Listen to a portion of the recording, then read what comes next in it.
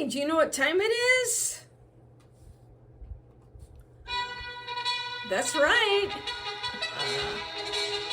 It's time for Coach Lindy's podcast. The podcast to get you moving. Hi, I'm Lindy Hutchinson, a certified life mastery consultant with the Brave Thinking Institute. As a life coach, I help others transform their life as I have mine. It's not easy, but it is possible, and it most certainly is worth it. Each week, I'll share insights that inform, inspire, and ignite in you your desire to create a life that you love. So let's find out what's going on this week. So here we are, episode 25 of Coach Lindy's podcast. Welcome. It's my pleasure and privilege to be with you today.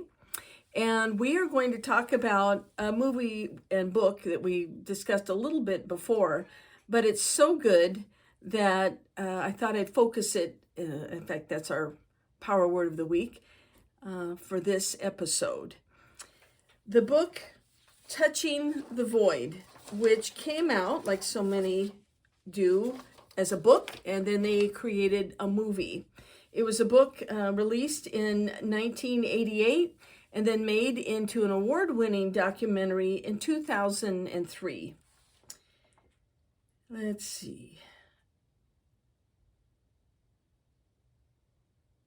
Critically acclaimed, the video, Touching the Void, listed as PBS Top 100 Greatest Documentaries of All Time. Ooh.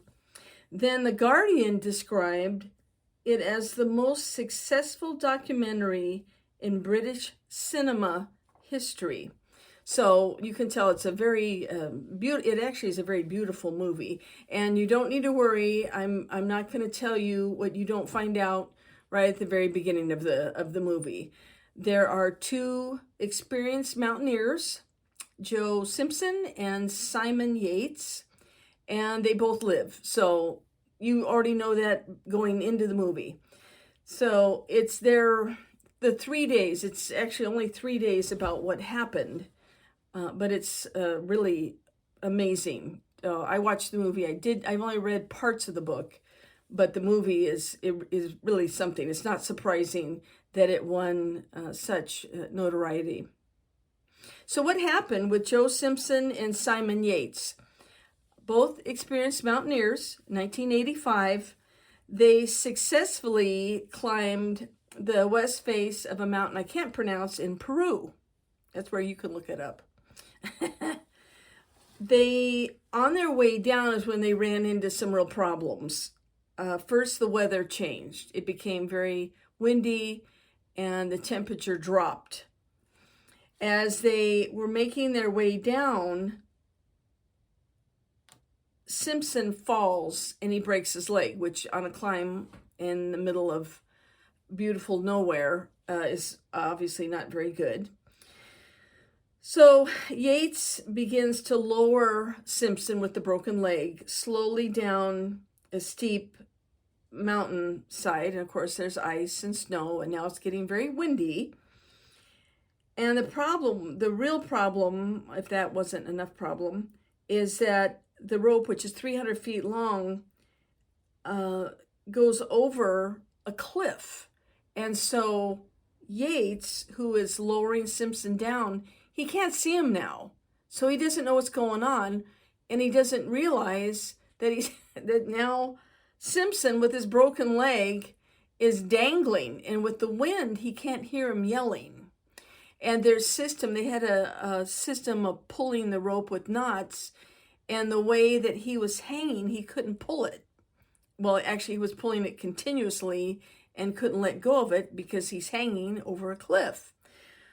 Well, the wind is blowing and loose, it's not snowing, but loose snow is blowing around. They can't hear, they can't see.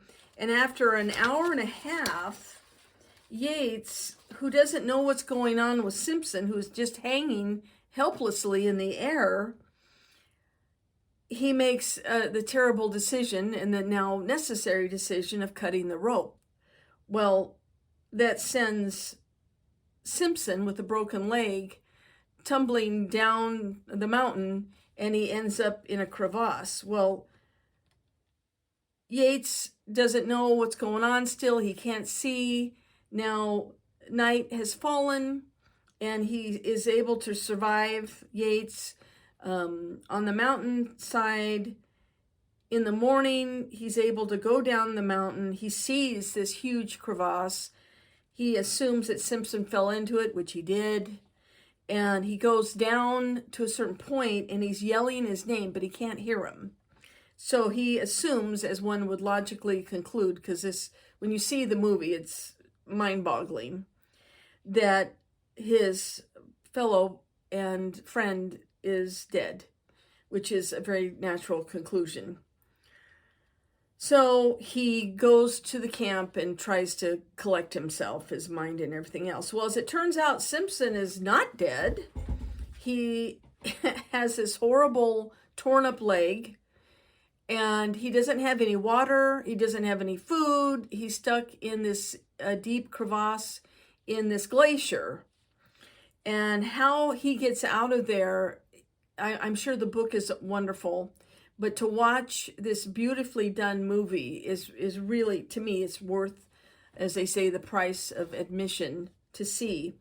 And this young man who is covered with frostbite and tears in his clothing, his torn up leg, and severe dehydration, to see him get out of there is truly mind-boggling.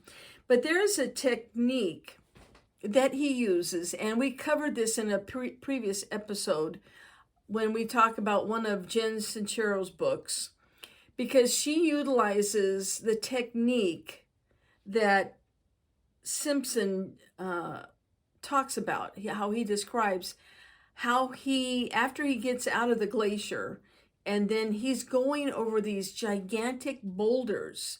They're little mini climbs all by themselves, and he's doing this dehydrated, covered with sores and cuts, contusions, and frostbite, and he's dying. And yet he has a technique that he uses to keep going, in spite of being in indescribable pain. And when I think most anybody probably would have given up, he kept going. And this is really a great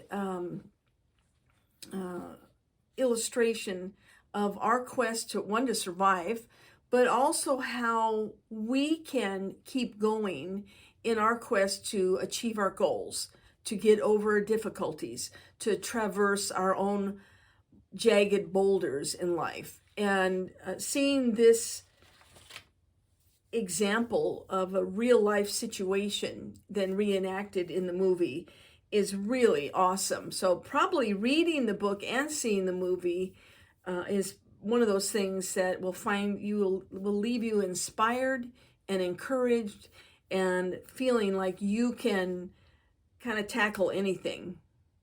So that is Touching the Void, the book and the movie by Joe Simpson and his climbing partner, Simon Yates.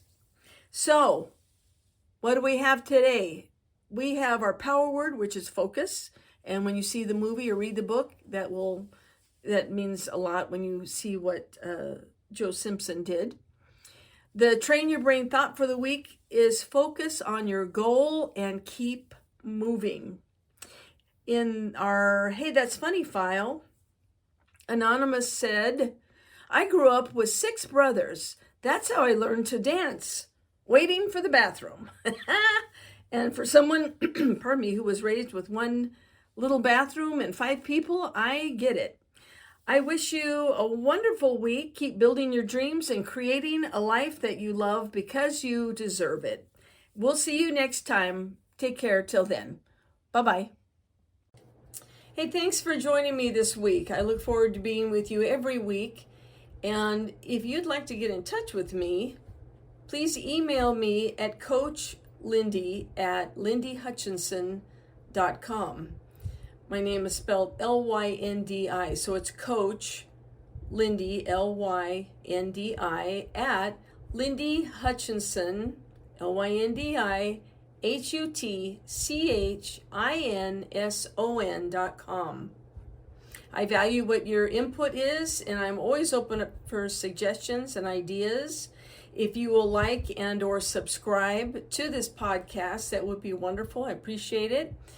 And I enjoy anything that you might want to send in, or if you would like some more information about coaching, send me an email and I will get back with you, and we'll talk about how you can create your best life.